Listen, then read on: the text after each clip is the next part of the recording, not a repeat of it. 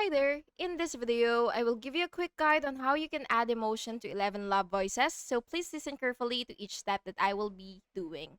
So first, you will log into your 11 Labs and you will go ahead and click text to speech, which is right here. And now what you will have to do is select a voice from the library, or you can also do a custom voice if you already have one. So for example, I would want this voice, which is Eve. And now that I have my voice, what I will have to do is basically um just put two brackets in here, and in between the two brackets I will have to pick my emotion. So for example, I would want the voice to be happy, so I will enter happy, so generate that text or that speech that you currently have, and just wait for it to load basically.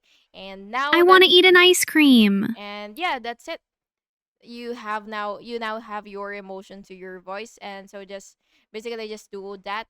And if you want a different emotion, then just put, for example, sad or whatever emotion that you want your voice to have. So just do that, and that's it. Thank you so much for watching this video, and I really hope it was helpful. And if it was, please make sure to like and subscribe for more videos like this.